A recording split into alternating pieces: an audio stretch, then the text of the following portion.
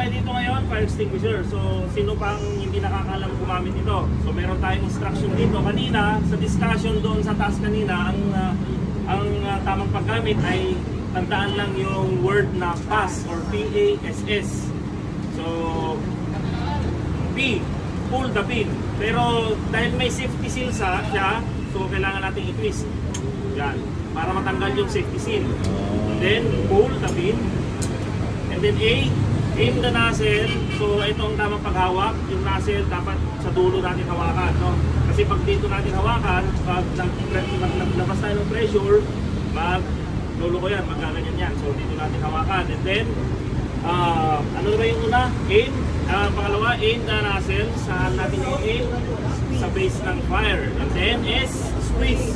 So ito yung handle niya sa baba. So anong i-squeeze natin? Yung nasa ibabaw. Squeeze natin pababa. And then sweep from side to side. Yung dahan-dahan lang na tamang makover niya yung flame. Okay. So ano yung mga dapat natin i-consider pag gumagamit tayo ng fire extinguisher? So ito muna, alalahan natin, ilagay natin sa isip natin na ang fire extinguisher ay hindi siya unlimited. So nauubusan siya ng laman. Pangalawa, pagka closed door yung pinuntahan natin at gumamit tayo ng fire extinguisher, kailangan natin tignan kung saan tayo e-exit. Kasi hindi nga siya unlimited, mauubusan tayo, at kung naubusan tayo at hindi na fire out, pwede tayong umalis or mag-exit. Pangatlo, pag nasa open area tayo, kailangan natin i-consider yung wind direction. So wag natin salubungin yung hangin para naman tayo hindi maging espasol, no? Kasi powder to. And then pang-apat, yung distance natin from the base of the fire.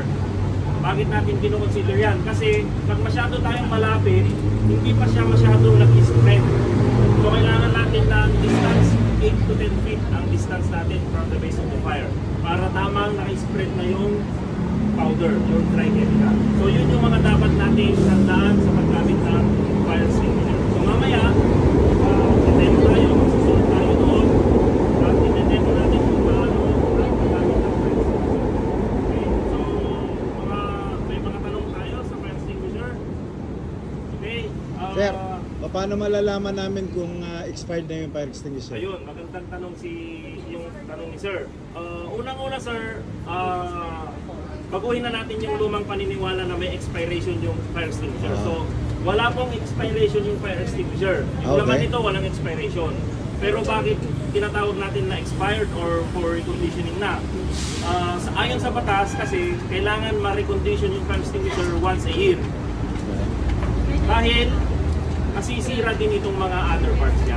So pag may sira na Sir, so doon mo na makikita na, ay doon na yung senyales na ikaw ay magpa-recondition na. Pag may sira na itong hose, itong gauge, hindi na siya, minsan nakaturo sa green pero wala siyang pressure. Okay? So paano natin matatry kung may pressure? Halimbawa, tatanggal na natin yung pin, ganun lang. Gaganoon lang natin. So, ibig sabihin, pag tumuga siya ng ganun kalakas, ibig sabihin may pressure siya. Aside sa gauge na ano. Kasi minsan nagluloko ito, minsan nakaturo sa green or nakaturo sa red, pero meron parang pressure. Kung wala. Okay? So yun, wala pang expiration pero nasisira yung mga parts niya. Lalo na dito, sensitive kasi dito sa may lever niya kasi pagka pinisil natin ito, mayroong tutusok doon, yun, nasisira din yun sa katagalan ng panahon. So yun, ang mga nire-recondition every year.